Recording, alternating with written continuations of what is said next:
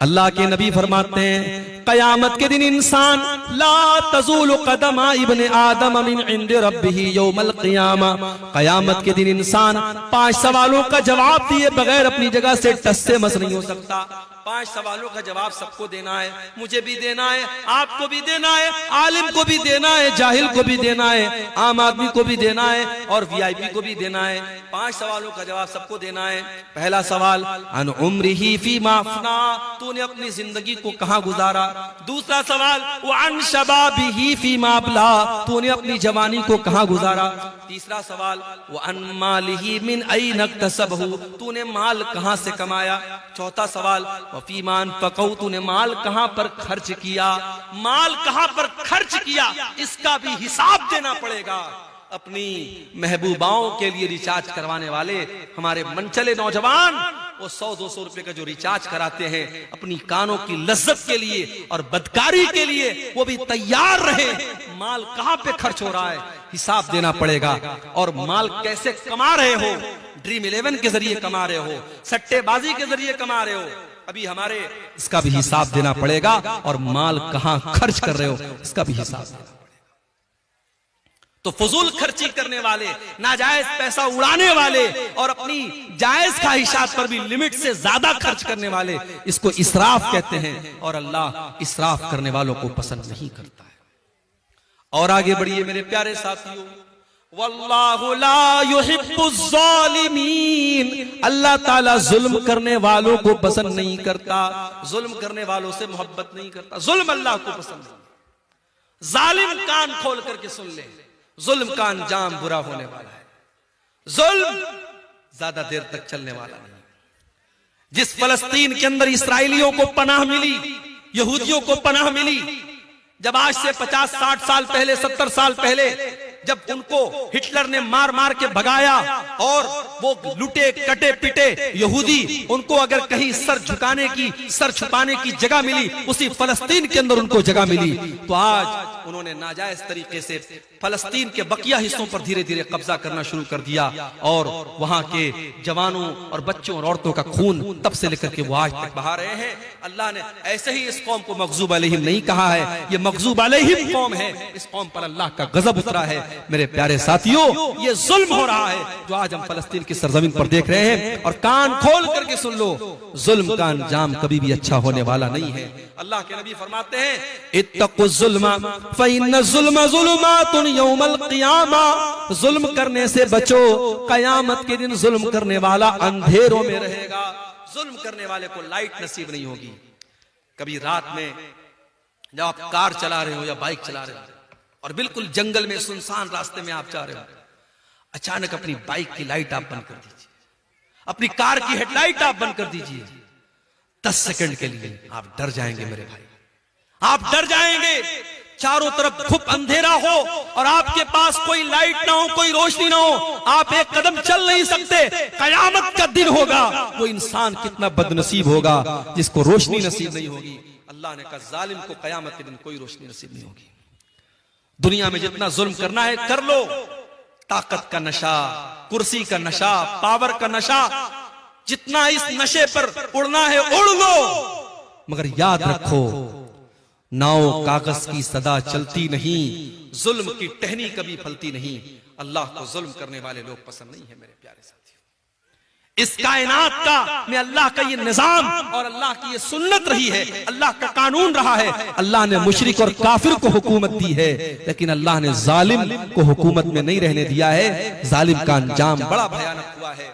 बरसों हजारों बरस पहले फिरौन नाम का एक जालिम था जिसने छोटे छोटे बच्चों को कत्ल करवाया था। जब उसके दरबार में किसी काहिन ने, किसी जादूगर ने कहा था, किसी भविष्यवाणी करने वाले ने कहा था कि ऐ फिरौन, तेरी हुकूमत में एक बच्चा पैदा होने वाला है जो आगे चल करके तेरी हुकूमत को खत्म करेगा। तो वो फिरौन जो अपने आप को खुदा कहता था, अपने आप को रब कहता था, उसने ऑर्डर दे दिया और छोटे छोटे बच्चों को कत्ल करवाने का हुक्म दे दिया। मगर अल्लाह को उस जालिम को खत्म करना था। अल्लाह ने ऐसा प्लान बनाया, अल्लाह ने ऐसी तदबीर बनाई कि उसी जालिम के घर में हजरत मूसा अलैहिस्सलाम उसी के पैसे से परवरिश पाते हैं। और फिर आगे चल के हजरत मूसा अलैहिस्सलाम जब अल्लाह के नबी बनते हैं और फिरौन को दावत देते हैं और फिरौन हजरत मूसा की दावत को ठुकरा देता है, तो अंजाम कितना भयानक होता है कि दरियाए कुलसुम में पानी के अंदर फिरौन डूब करके मर जाता है। मेरे प्यारे साथियों, जालिम का अंजाम बहुत ही भयानक हो। अल्लाह फरमाता है वक़ातिलू फी सबीलिल्लाहि अल्लज़ीना युक़ातिलूनकुम, ऐ ईमान वालो तुम उनसे जंग करो जो तुमसे जंग करते हैं, तुम उनसे लड़ाई करो जो तुमसे लड़ाई करते हैं। वला तातदू, और देखो लड़ाई के मैदान में हद से तजावुज न करना, अल्लाह की बनाई हुई हद को पार न करना। इन्नल्लाह ला युहिब्बुल मुअतदीन, अल्लाह ताला हद पार करने वालों को पसंद नहीं करता। दुनिया वालों ने एक उसूल बनाया है।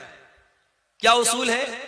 Everything is fair in love and वार, प्यार में और जंग में सब जायज है। देखो आज जंग में क्या हो रहा है। एक तरफ हमास ने हमला किया इसराइल पर और 400-500 लोगों को मारा। मीडिया की रिपोर्ट्स ने बताया बच्चे भी मरे, औरतें भी मरे।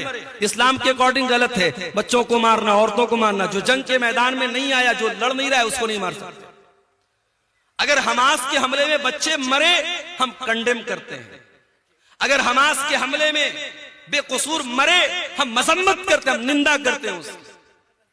मगर बदले में क्या हुआ? 500 के बदले में 7000 लोग अब तक मारे जा चुके हैं। मीडिया की रिपोर्ट के मुताबिक पूरा शहर गाजा तबाह हो चुका है।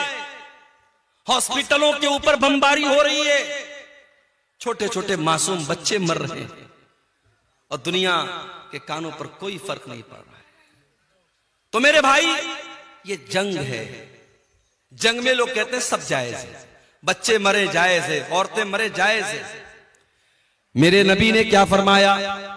मेरे नबी जब जंग के मैदान में अपने सहाबा को भेजते हैं तो क्या फरमाते हैं? उगज़ू बिस्मिल्लाही, जाओ अल्लाह का नाम लेकर के लड़ो। वक़ातिलू फी सबीलिल्लाह, और जाओ तुम अल्लाह के रास्ते में जाकर के लड़ो। वला तक़तुलू वलीदन, किसी बच्चे को कत्ल न करना। वला तक़तुलू शैखन फ़ानिया, कोई ऐसा बूढ़ा इंसान है जो जंग के मैदान में लड़ नहीं रहा है, जो मैदान जंग से किनारे है, उसको खबरदार कत्ल न करना। वला तग़ुल्लू, जंग के मैदान में भी किसी के साथ खयानत मत करना, किसी के साथ धोखा मत करना, किसी के साथ फ्रॉड मत करना। वला तक़तऊ शजरतन, किसी पेड़ को न काटना, किसी इबादतगाह को मत गिराना, किसी के पूजा स्थल को मत गिराना। ये इस्लाम ने उसूल बताए।